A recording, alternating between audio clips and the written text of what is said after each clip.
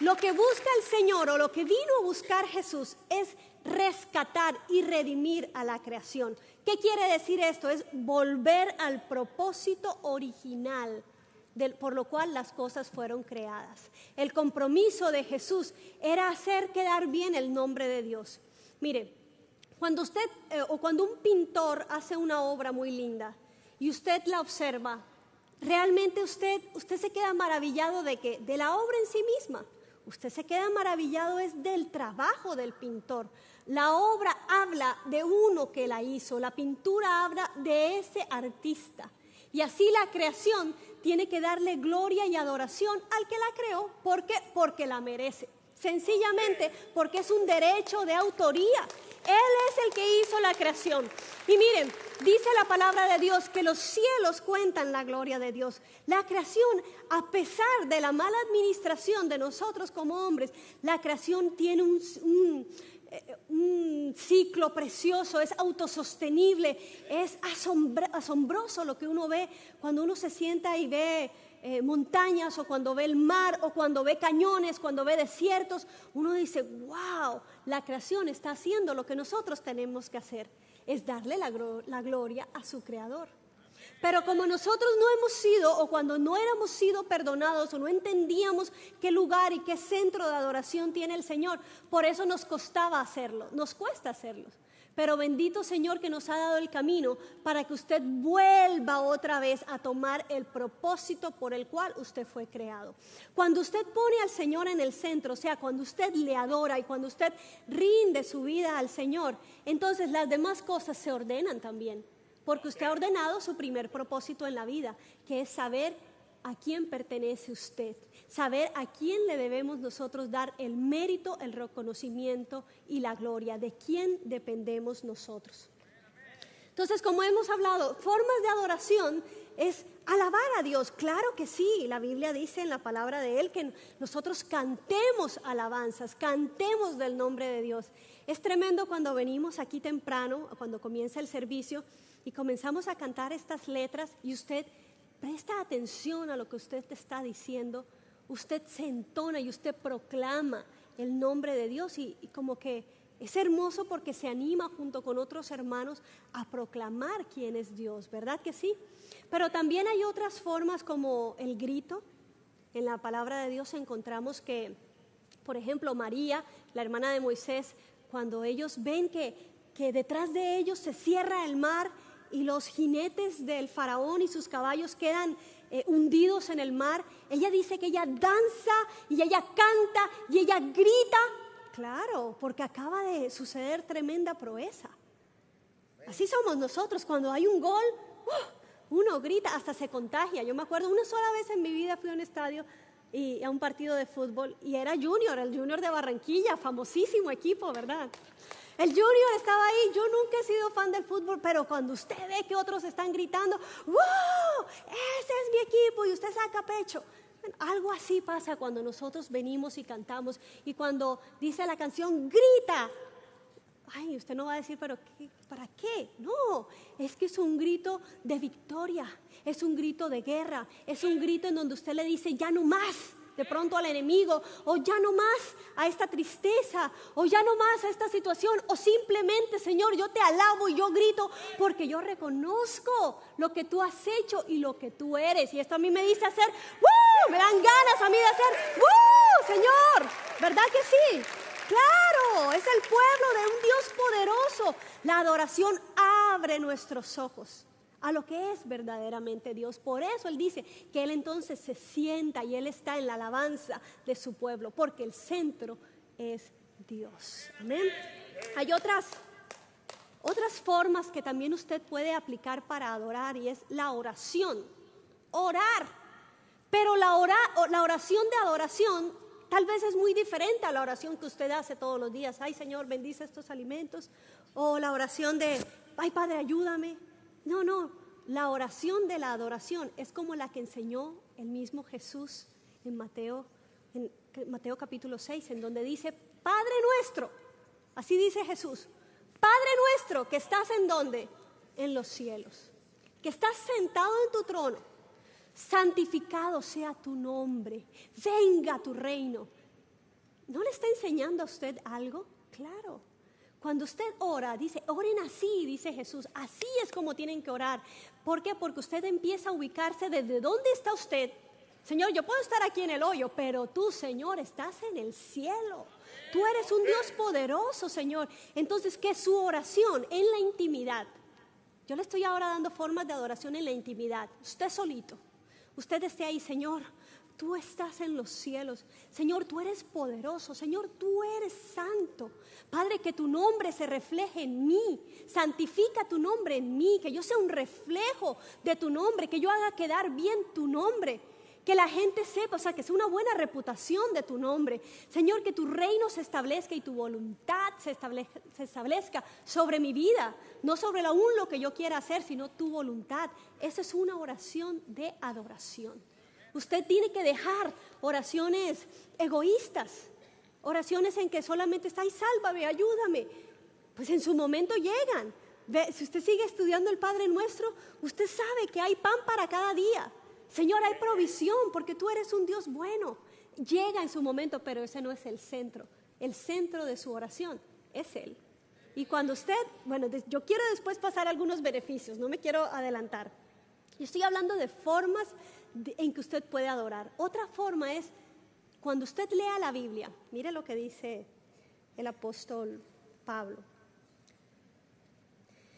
Dice en Efesios capítulo 1, versículo 17, dice, pido que el Dios de nuestro Señor Jesucristo, el Padre glorioso, les dé espíritu de sabiduría y de revelación para que lo conozcan mejor.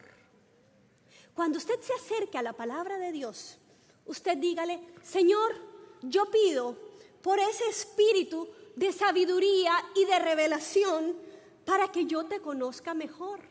Porque es en la palabra de Dios como nosotros vamos a conocer quién es Dios. Uno de los atributos de Dios es que Dios es un Dios inmutable. Dios no cambia. Dios es poderoso. Dios es omnipresente. Dios es omnipotente. O sea, todas esas cosas usted la aprende ¿cómo? A través de la palabra de Dios. Pero pídale al Señor que le dé ese espíritu de sabiduría y de revelación para que usted le conozca mejor. Y usted entonces, vea, usted adora lo que usted conoce, lo que usted puede ver. Como hablaba al principio, esos indígenas, ¿qué imágenes hacían? A la diosa de la fertilidad, porque veían a una mujer embarazada, al sol, a la luna, a la tierra, cosas de donde venían su sustento, su provisión, su fuente de poder.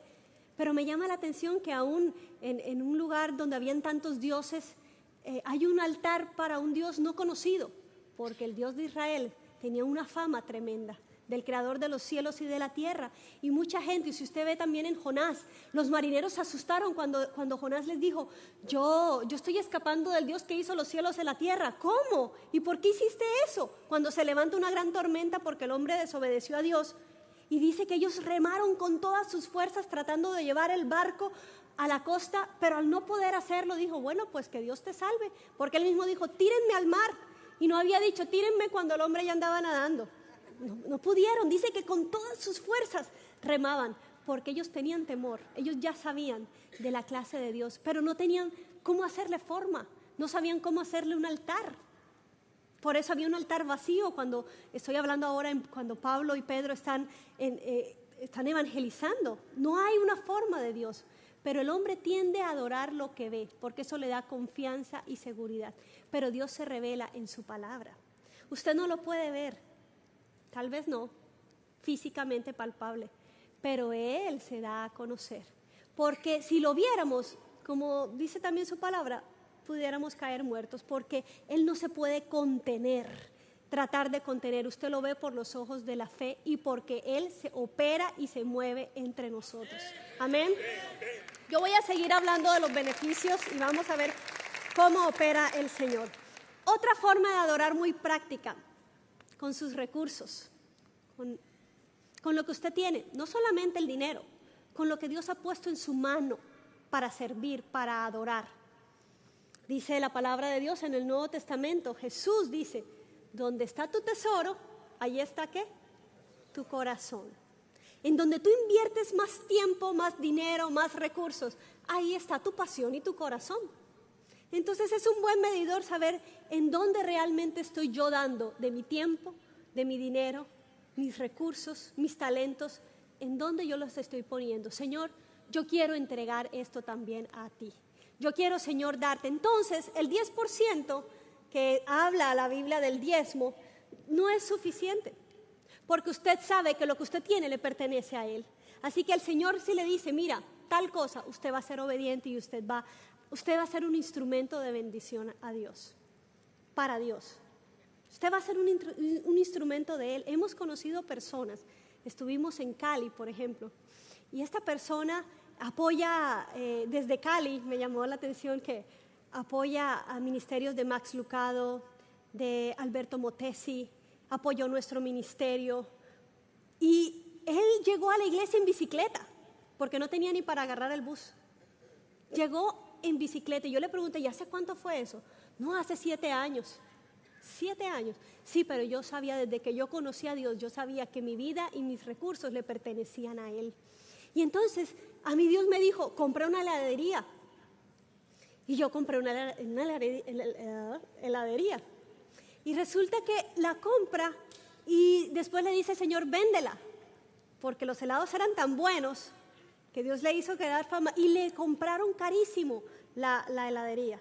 Y después le dijo, ahora pon este negocio y pon este negocio. Y en 7 años, lo que esa persona es, lo que tiene, lo influyente que es, pero es porque él sabe que él es un canal de bendición y él es un canal para distribuir los recursos hacia el reino de Dios. Usted puede ser eso. Usted y yo debemos ser eso. Debemos ser canales de distribución. No solamente para impartir del Espíritu Santo y orar y consolar, sino también para apoyar, sustentar, como un Bernabé, por ejemplo, hijo de consolación, un hombre que Dios le da unos recursos y los vende y los pone al servicio de la iglesia. Eso se llama adoración. ¿Por qué? Porque el centro de mi dinero no lo tengo yo, también te pertenece a ti. Eso es adoración. Señor, yo lo rindo a ti. Y Dios ama al dador alegre. Y cuando Dios ama, Dios bendice. Dios ama a la persona generosa. Dios bendice, sonríe y le da más porque sabe que es una persona que le sirve a su reino, que ha entendido para qué son los recursos que esa persona tiene. Entonces es una forma de adorar, dando. Otra forma de adorar es compartiendo la fe, poniendo en alto el nombre del Señor y compartiéndolo con otros. Ay, hermana, a mí me da pena, pero es que no hable de usted. Ya yo prediqué de eso hace un tiempo. Yo le conté de mi mamá, ¿verdad? La tremenda compartiendo la fe. Ella sabe que lo que ella cuenta no es de ella. Es hablar de un hombre que es bueno. Es como cuando usted compra un buen carro. Usted tiene una buena marca. Y usted le dice a alguien, mira, es que esta marca es buena. Lo hemos hecho.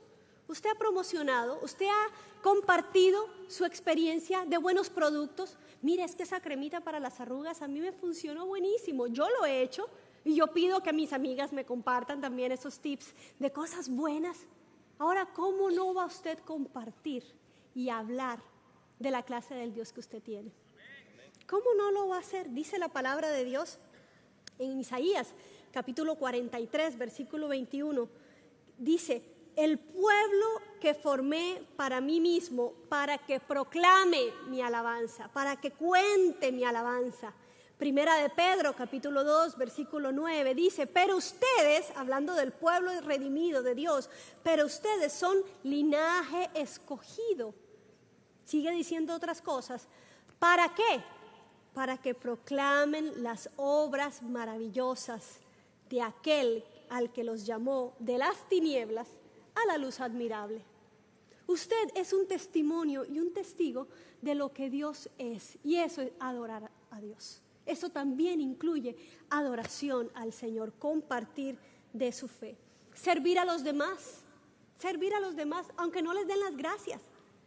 Dice Jesús también, porque serviste a un hermano mío, me lo hiciste a mí. Porque serviste a uno, aún a los más pequeños, me serviste a mí. Entonces el servicio de los demás es uno de los propósitos que Dios nos ha dado, pero también se puede considerar que esto es parte de la vida de adoración que Dios espera que nosotros tengamos. No es solamente venir a hacer manifestaciones públicas de alabanza y de un culto de adoración, sino también con nuestra vida entera. Pero lo más grande que pide el Señor de adoración es nuestra obediencia.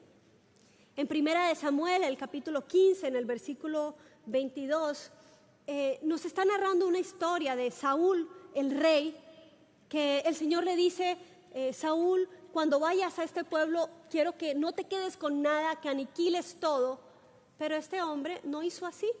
Él guarda un poco de ganado, el mejor de las ovejas, del ganado, y le dice a Samuel, no, pero es que yo lo hice precisamente para adorar a Dios. Y aunque era una razón muy noble, escuche lo que le dice el profeta Samuel. Y dice, ¿se complace Jehová tanto en los holocaustos y víctimas como en que se obedezca a las palabras de Jehová? Ciertamente el obedecer es mejor que los sacrificios y el prestar atención que la grosura de los carneros. O sea, lo que nos está diciendo Dios ahorita mismo, como antes para adorar a Dios ellos levantaban altares, mataban corderos, y esa era una forma de adorar a Dios. No tenían una iglesia en la esquina o no podían movilizarse fácilmente. Ellos así hacían el culto de adoración a Dios. Entonces lo que Dios nos diría ahora es, realmente yo me complazco en que tú me adores, me alabes, pero lo que yo te estoy diciendo y pidiendo que hagas, si tú no lo haces, de nada sirve entonces lo anterior. Es muy fuerte lo que dice el Señor, porque a mí lo que me interesa es que tu vida sea realmente yo el centro, como Dios, que yo realmente te interese y que no sea un pueblo que de labios y de formas adore, sino que su vida sea una vida completamente transformada y hombres y mujeres obedientes, atentos, listos a la palabra de Dios, que seamos prontos para obedecer. Muchas veces cometemos el error de cuando Dios nos habla. ¿Cómo Dios nos habla, hermana? De repente usted sabe lo que tiene que hacer y hay algo que no lo deja tranquilo, que usted sabe que es Dios que le está diciendo, haz esto. Y usted dice, sí, lo voy a hacer, pero cuando dilatamos la acción, puede tornarse en desobediencia, porque terminamos no haciéndolo, o nos cuesta más hacerlo. Pero el Señor necesita que si somos verdaderos adoradores, lo hagamos realmente en obediencia a Él. Mire, yo no sé qué cosas en tu vida hay que se están dilatando, que se están demorando y de repente por errores del pasado o por ignorancia, tú dejaste entrar a tu casa mucha porquería, ídolos, por decirlo de una forma. ¿Cuántos amuletos no pueden haber por allí que en donde tú pusiste alguna vez tu confianza? O de repente donde tú sabes que es un área o es algo que está afectando tu caminar con Dios y necesitas tomar acciones radicales. Un pastor que yo aprecio mucho, él decía que en su vida cristiana, él sabía la pata del banco que cojeaba. Él sabía como humano.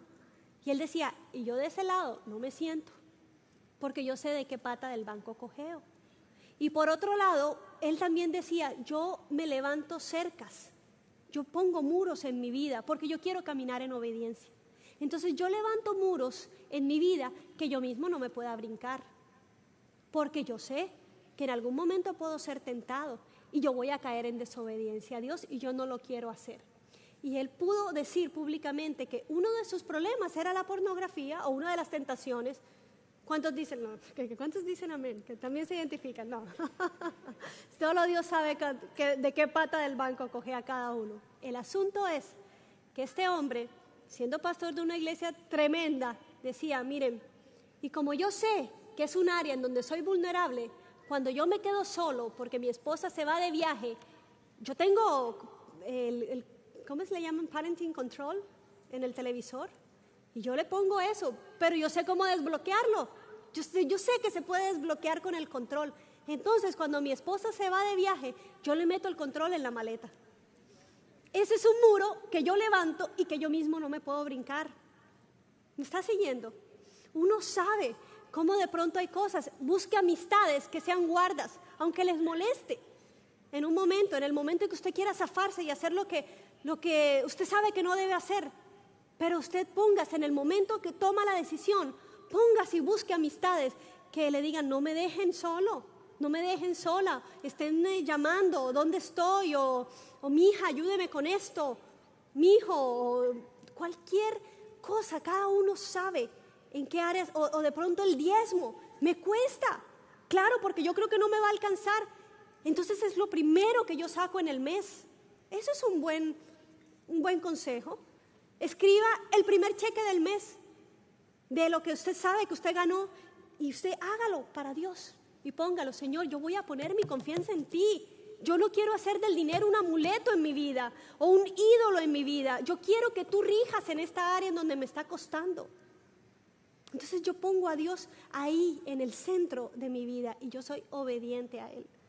El Señor está buscando una iglesia limpia, pura, sin mancha, renovada por el Espíritu Santo y necesita que nosotros tomemos acciones y acciones serias. Amén. Mire, si usted tenía problemas con el alcohol, limpie su casa de eso, sáquelo, no se ponga zancadillas usted mismo. Si usted sabe que eso le trajo ruina a su vida, juegos, las apuestas, eso trae ruina. Usted póngase esos muros que usted no se pueda brincar. Pídale al Señor la sabiduría y hágale caso rápido antes de que se arrepienta. Hágale caso rápido al Señor. Hay que ser rápidos para obedecer. Eso le agrada al Señor. Y el Señor le va a dar a usted la gracia para usted vencer sobre eso. Su espíritu, usted de repente se va a dar cuenta, ay, me costaba tanto al principio, pero usted va a ver cómo el Señor le va a dar a usted la salida, cómo el Señor le va a dar a usted la victoria sobre áreas en donde usted creía que usted no tenía el control. Usted lo va a ver, porque ese es un beneficio de la obediencia a Dios. Vamos a hablar ahora sí de los beneficios prácticos de una vida que adora a Dios. Y quiero leer, me llamó la atención mucho el libro de Jonás, el capítulo 2.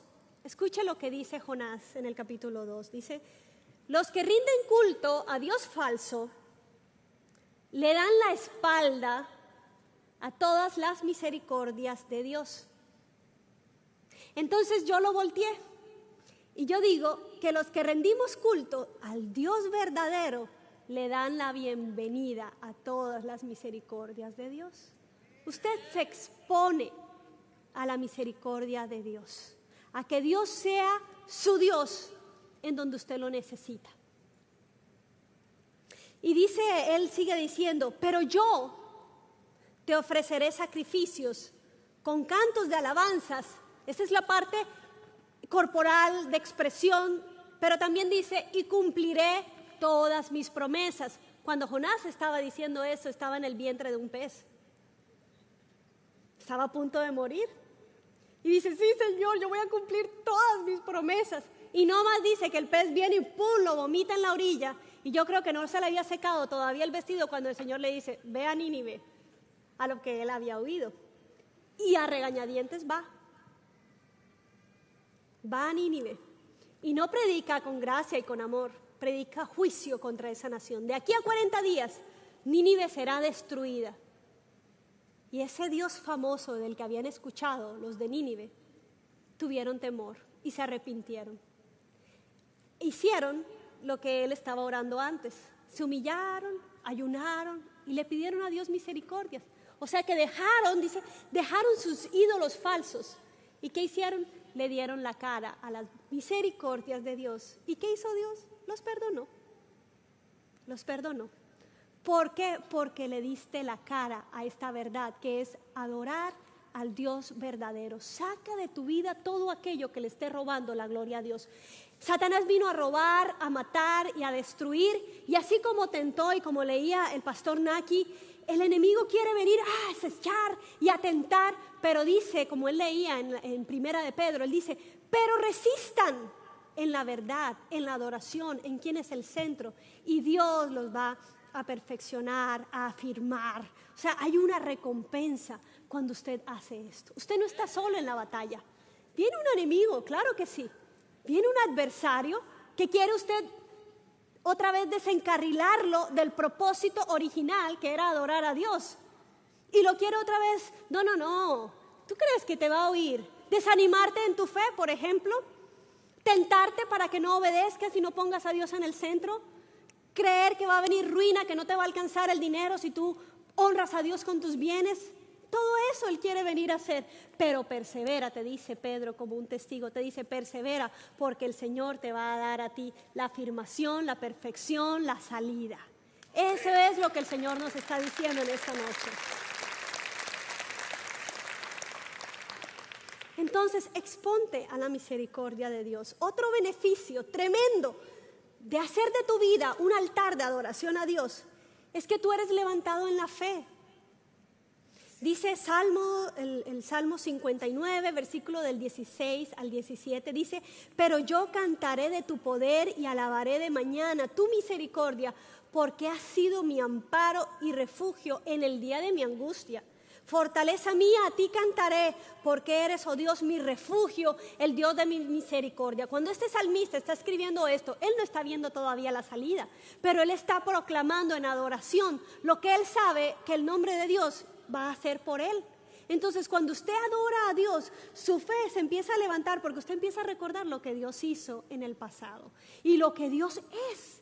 Porque Él es así. Señor, yo sé que yo veré tu misericordia, yo sé. Entonces mi fe se empieza a levantar, se empieza a poner en el orden correcto. Hay momentos en donde uno está como aburrido, como cansado del camino, como que no encuentra fuerzas. Y sirve que usted adore a Dios verbalmente, verbalice esto para que lo escuche su alma, para que lo escuche usted mismo y usted sea levantado en la fe. Yo siempre cuento cuando era pequeña y yo me sabía, bueno, yo soy de Barranquilla, Colombia. Barranquilla es una ciudad costera, de música de merengue, salsa, muy alegre. Por lo tanto, todas las iglesias usted va a ver que las músicas como que va a atender a ese estilo. Y es chévere porque uno veía a veces en la iglesia gente así que llegaba con una carga y de repente en la alabanza...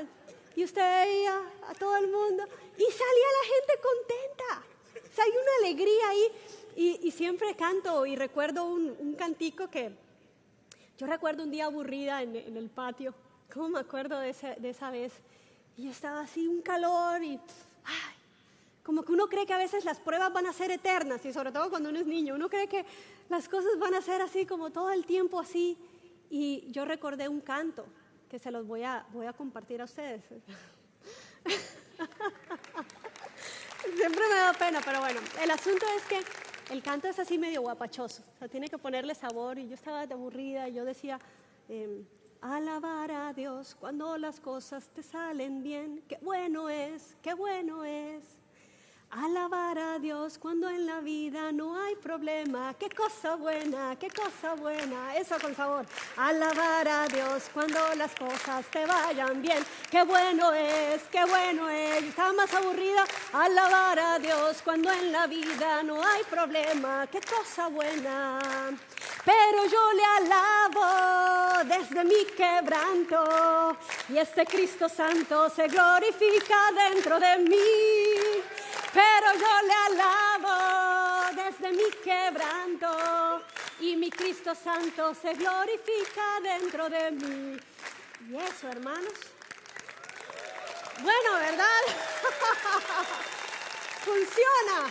Miren, hermanos, ya empezaba a alabar a Dios. Y ya después a la segunda ronda, alabar a Dios cuando las cosas te salen bien. Qué bueno es. Pero yo le alabo desde mi quebranto. Y como decía Job, yo sé que mi Redentor vive y del polvo de donde esté me va a levantar. Del polvo de donde esté a otro mejor lugar. Del polvo de donde esté a otro mejor lugar. Eso sirve. Usted mismo en la adoración y en la proclamación de la alabanza, usted se da cuenta que las cosas tienen su lugar y su orden. Que hay un Dios que está sentado en el trono y como decía Job, yo sé que mi Redentor vive. Y yo sé que aunque yo estoy sentado en ceniza en este momento, él va a ser mi Redentor y Él me va a levantar. Y esa es la fe que nosotros necesitamos para afrontar la crisis y para que la crisis se acabe, sea corta. A veces alargamos los procesos, nos hacemos eternos porque nosotros mismos no tenemos las fuerzas ni la actitud para hacerle frente. Pero es hora de decirle, se acabó. Se acabó, diablo, se acabó, enemigo, se acabó de esta tristeza, porque yo sé que mi Redentor vive y yo sé aquí en quién he creído. Y si no, léalo en la palabra y llénese de fe y usted empiece a ponerle orden y ya límites a ciertas situaciones y a enfrentarlas con fe de que el Señor traerá un nuevo día, un día brillante, un día en donde veré su misericordia, en donde proclamaré de su verdad. ¿Verdad que sí? Aleluya. Miren, hoy en día, aquí en la alabanza, me encanta la alabanza de Lakewood, me encanta, porque es proclamación de fe y de victoria. Y eso es lo que el Señor quiere que veamos, que Él ya venció. En la cruz del Calvario, Él venció. Él le dijo al enemigo, hasta aquí, ya no más engaño, ya está la salida para mi pueblo. Hay libertad. Cuando cantaba Job, cante porque usted es libre. Porque usted ya es libre, no por usted mismo, hermano. ¿Libre de qué? No, de lo que lo está atando. Usted ya es libre porque el Señor ya venció. Porque hay una cruz del Calvario que le dice al enemigo, tus días están contados y la redención para mi pueblo viene. La redención para mi pueblo viene. Aleluya. Wow. Gracias, Señor. Mire, la adoración es una herramienta tremenda para salir de la angustia también. Dice el Salmo 42, ¿por qué te abates, oh alma mía? ¿Y por qué te turbas dentro de mí? ¿Por qué estás angustiado? Yo sé que hay personas lidiando con la angustia, con ataques de pánico, pero es hora de decirle, ¿por qué te abates, alma mía? ¿Y por qué te turbas dentro de mí? Espera en Dios, porque aún yo he de alabarle. Yo he de alabarle. Decía el pastor Naki, la esperanza que tenemos no está muerta, resucitó al tercer día. Es una esperanza que está viva, viva. Si alguien le quiere decir, hay esos cristianos que adoran, es que adoramos a uno que no está muerto, adoramos a uno que está vivo. Muéstreme uno que haya resucitado, muéstremelo. No, adoramos a un Dios, a un Cristo que está vivo y está sentado en el trono y está intercediendo a favor de ti, está intercediendo a favor de ti. Gracias, Señor. Cuando usted adora a Dios en su casa, usted deja que el poder de Dios se manifieste. Sabe, nosotros como familia, desde pequeños, a las 8 de la noche, teníamos una reunión de oración. No fallábamos. 8 de la noche, sentados, mi hermano de 2 años, mi hermano mayor de 10, y yo tenía cerca de 9 años. Desde esa edad empezó nuestro culto de adoración en la casa. Empezábamos con un salmo, orando la palabra de Dios y después cada uno iba adorando al Señor. Y entonces vimos el poder de Dios. A los 3 años de edad, mi hermano menor recibió el bautismo del Espíritu Santo ahí en ese cuarto de esa casa. Empezó ese muchacho a cantar y a danzar y a hablar en lenguas. Agarró un tamborcito del carnaval, que era la época del carnaval y vendían tambores, pero cuando las cosas se redimen para el Señor, toman el curso correcto. Y ese tamborcito, ese muchacho empezó a tocar. Hoy en día, ese muchacho puede tocar como 13 instrumentos. Él mismo produce. Dígame si ha estudiado algo. Le detectaron oído absoluto los decanos de la Universidad de Música. Un muchacho talentoso, guardado para el ministerio, para la obra de Dios. Mi hermano David, de 10 años, tenía visiones claras, y el Señor empezó a hablarnos en sueños, el Señor empezó a hablarnos en revelaciones así. Por eso le digo, usted no ve a Dios, pero usted ve su poder operar en medio de ustedes. Si usted tiene duda porque no lo ve, nada más pídale al Señor que se revele a su vida. Y dice la palabra de Dios que cuando nosotros ayunamos y nos humillamos y buscamos a Dios, se cumple esa promesa en Joel 2, versículo 28, que dice, derramaré de mi espíritu sobre toda carne y profetizarán vuestros hijos y vuestras hijas, vuestros ancianos soñarán sueños y vuestros jóvenes verán visiones. Eso pasó en mi casa, pero nosotros no sabíamos todavía esta escritura. No sabíamos que estaba ahí en la palabra de Dios, pero es que cuando tú pones a Dios el centro de tu vida, de tu familia, tú empiezas a ver que Dios cumple su palabra y se manifiesta en medio tuyo, se manifiesta y te consagra y te dice, ¿tú sabes lo que significa la iglesia? La palabra iglesia, eclesia, es la reunión, la asamblea de los que han sido apartados, llamados para un propósito. Nosotros aquí somos iglesia, hemos sido apartados para un propósito, y el propósito es proclamar y declarar el buen nombre de nuestro Dios, y que toda la creación entienda que hubo uno que vino a redimirlos y a ubicarlos en el track correcto, que es que la vida se centre una vez más en donde Dios sea ese centro, así como Adán y Eva se sentaban en esas tardes cara a cara con Dios, que tú y yo y nuestras familias y nuestros amigos conozcan al Dios verdadero. Amén. Amén. Ponte sobre tus pies, por favor. Levántate.